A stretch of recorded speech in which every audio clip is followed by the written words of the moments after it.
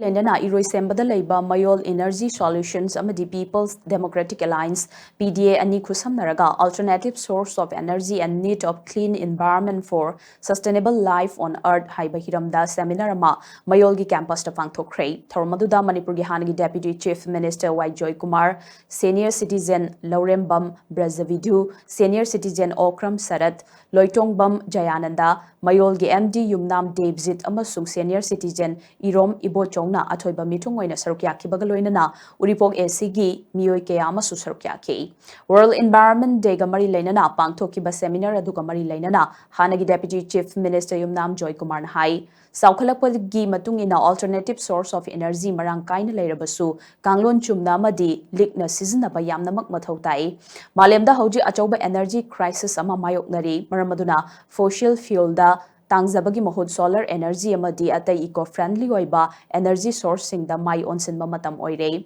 Eco-friendly oiba energy sizinaba sina aikogi environment da sokhande. Mioiba aikoina hingbada khwaidagi maru oiriba si environment ne. Hauzig aikoina ising leiraga thakliba sizinariba si aikoina khaluba nate adubu. Ngasidi matam amada oirakani khaludaba adu mitmangda thoklare. Ngasi aikoina sor holiba sengba nungsit asisu sel biduna leiraga sizinarakpa yai. Pumnamak asithoktanaba Kaitharak labam hausagi sakta masikal haushi haina mahang haike. Center the Panma BJP government we have to give the credit where it is due to it. Solid waste management ki damata see amna important over say akoi Manipur te whole of India so nasai ki open kano to ba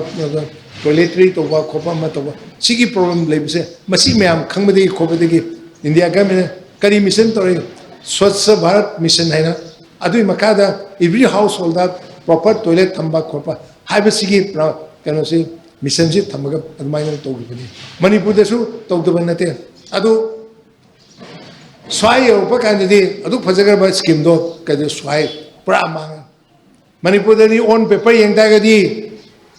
Swachh Bharat mission ji loi gare kano to success ni hair every household has got kano to proper toilet kholi haina